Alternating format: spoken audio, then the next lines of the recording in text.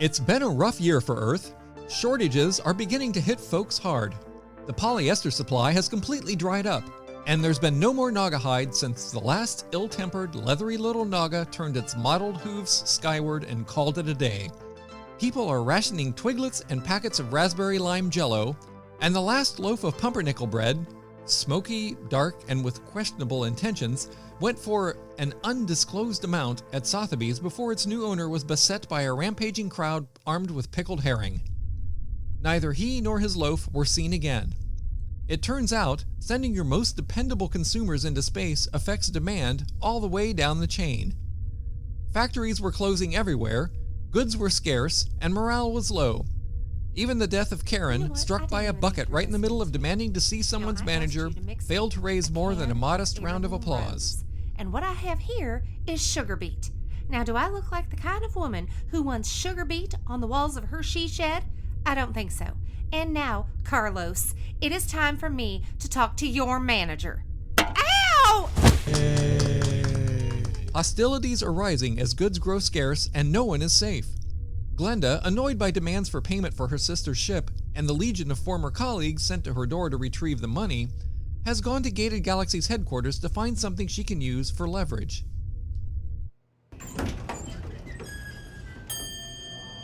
No, we can't keep Southers forever. I mean, we had a lovely time baking buttermilk biscuits, and his mother's recipe is to die for. But this basement is bad for my lungs, and sooner or later, someone's gonna figure out we've got him.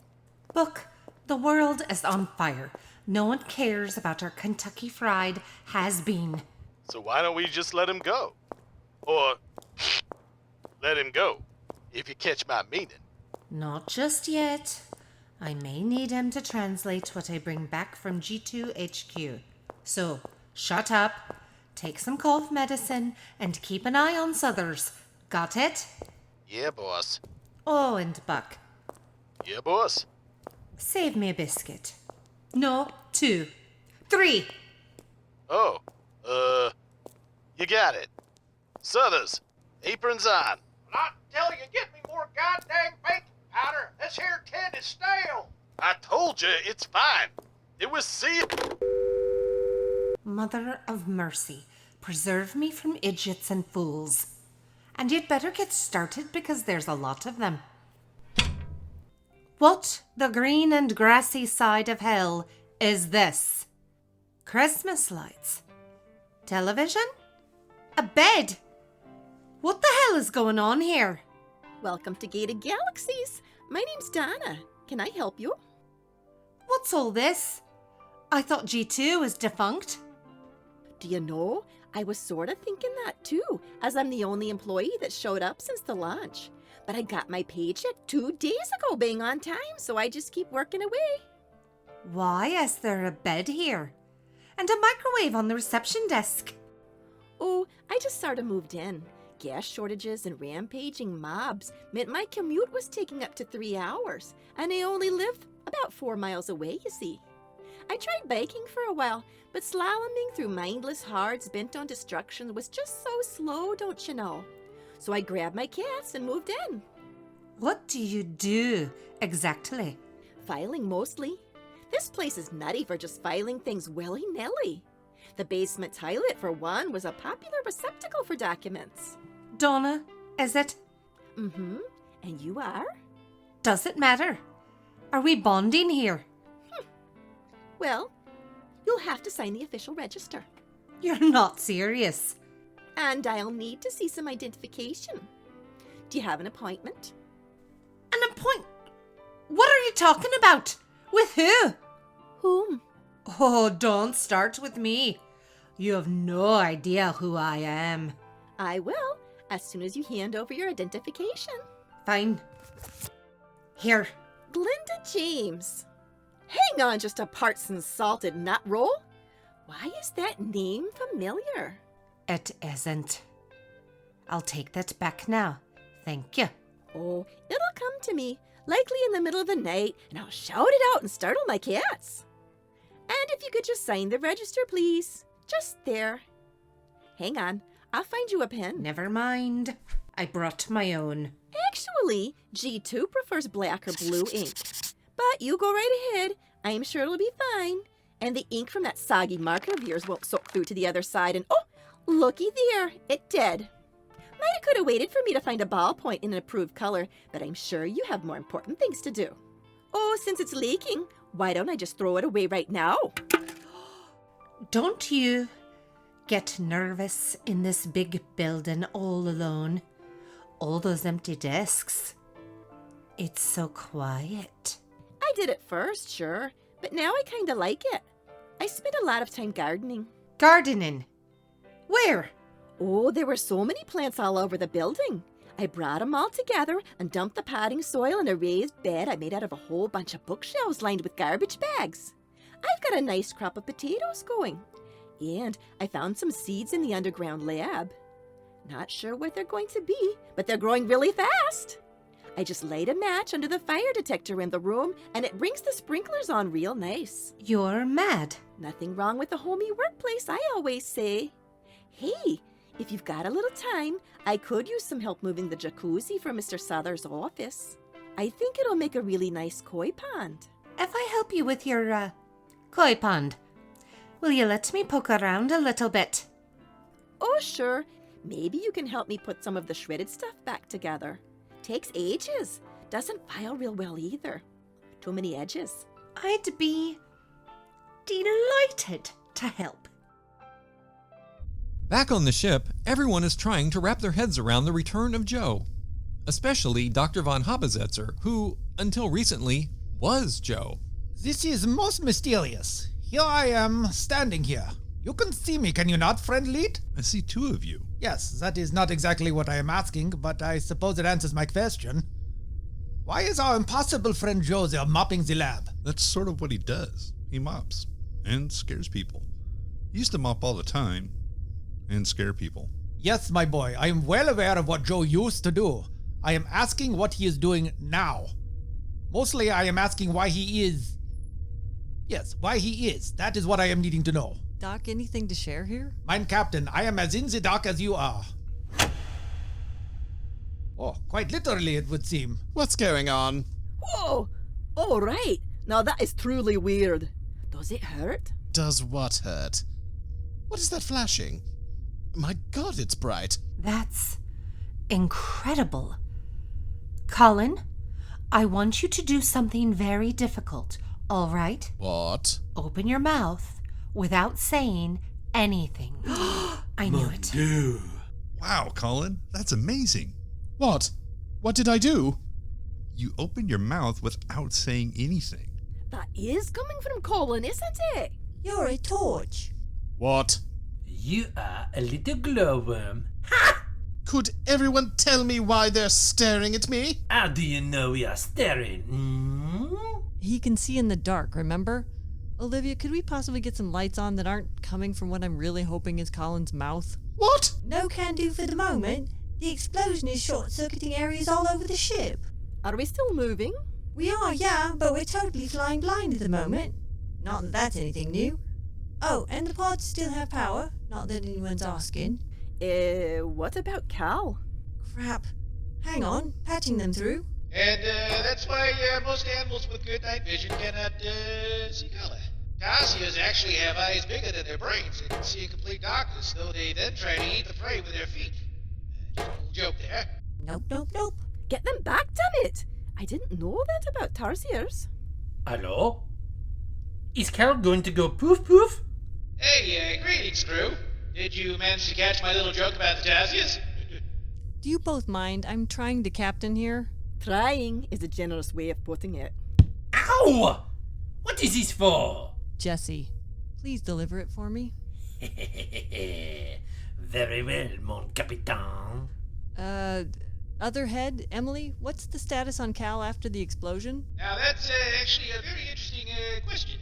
It's too early in the episode for a cliffhanger, 778. Got an answer for us? She's right. It is.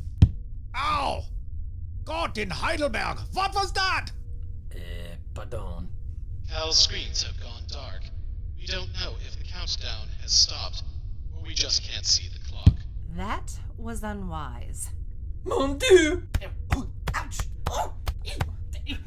Is there no no other way to tell if the countdown continues? No ticking or beeping? Nothing? Afraid not. Cal's, Skandak, like the, ship. Get it? Skandak. Ow! You have very fast reflexes for such a big person, don't you? I used to be a ball retriever at Wimbledon. What? Why does that require fast reflexes? Oh, it doesn't. I just thought of it. Leet? Shut up. If you would. Colin, would you for crying out loud stop flapping your gab? The flashing has given me a headache. What are you talking about? Can you no see it? It's literally right under your nose. Just some random flashing is all. Where is that coming from? Shut up. If I may. Jesus! Good to know some things never change. Ow! Oh, this is not fair. That mop tastes disgusting. Congratulations. I'm pretty sure you're now technically a cannibal. Mon Dieu! Where is Mademoiselle Jessie hiding? Pro tip. She smells like haggis and a wet sheep. Shut up. We need to figure out if Cal is going to blow, and if so, how soon. So if you could all shut the hell up for 5 glorious, idiot-free minutes, I could maybe get an answer. Won't be idiot-free with you in it. Ha-ha! Once was stupid. Twice is suicidal. Oh, mon Dieu! I am merely following the orders. Hang on. You're the 6748's assassin. Oui. That makes you technically under my command. Oh, It does. It does! From now on, mate, you're going to do as I tell you. and if I don't, what can you possibly do to me, huh? Oh, I'm sure I'll figure out something, don't you worry. There are penalties for insubordination. Don't you tell me about your blah blah blah blah blah. We are no longer on the 6748, so you have no authority over moi. Actually, I believe she does. G2's rules of conduct clearly states that as long as you're on a G2 ship, any G2 ship, You have memorized the G2 conducty code. it's less than a page long. That's hardly surprising.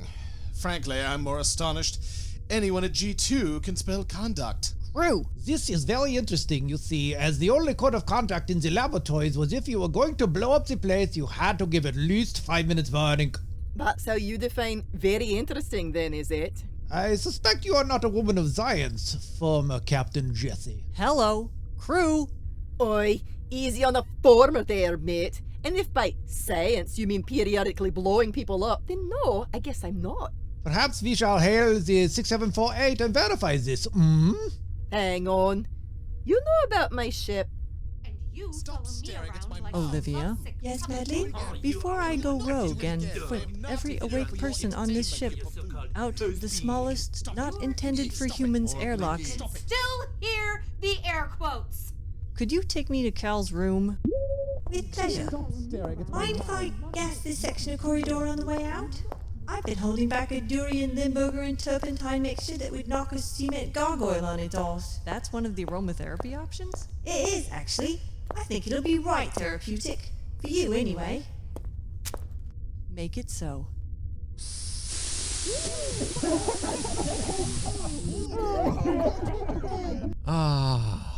That moment almost made up for me having to do this stupid job. Almost. Wait, let's enjoy it a moment more.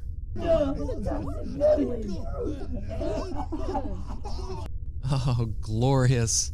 I think I'm gonna make that my new ringtone. Hang on a sec. Ah, right. Okay, where were we? Oh, yes, chaos. Carry on. I'm just gonna bask in this a moment longer. Oh, yeah. Anyway, back on Earth. Nothing? There's nothing? I thought you said the basement toilet was the mother lode. It is. There's tons of filing to be done here. Look at all the stacks. Oh, what's this? What? Where? In the back stall. It looks like a giant nest. You're joking. What, like rats or something? Oh, no, I wouldn't think so. We have pretty big rats where I come from. I've seen 'em take down a convenience store. That poor fella behind the counter was never the same. Real twitchy. Have I ever told you what I do for a living? Well, no. No, you haven't. I'm guessing it's not clerical work, though. You're about as useful as a hot dish in hell, if you'll pardon my Frank.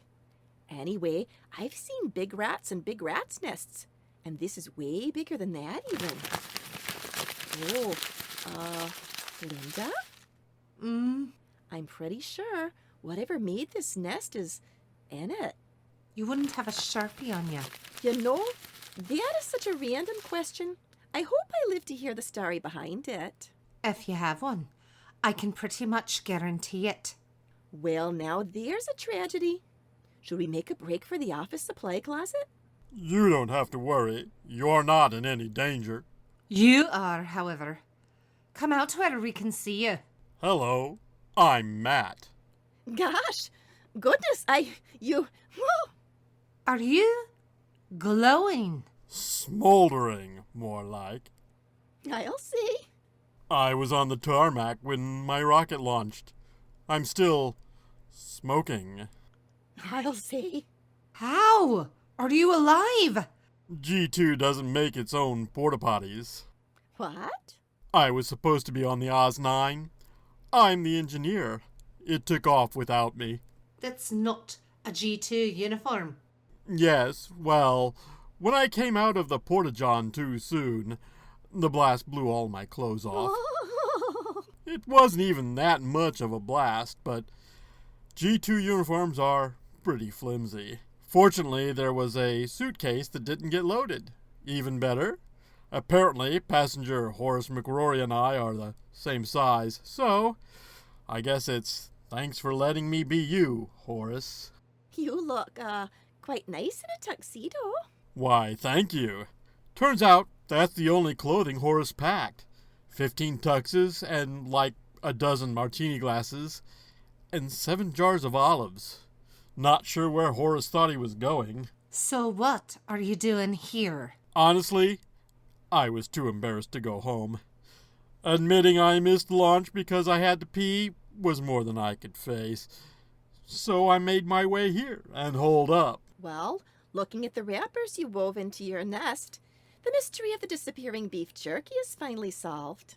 I was trying not to frighten you by taking the snacks you didn't seem to want. Are the ones I was saving till last, but never you mind. How did I not know you were here? It's a very big building. I spent most of my time down here, just looking through documents.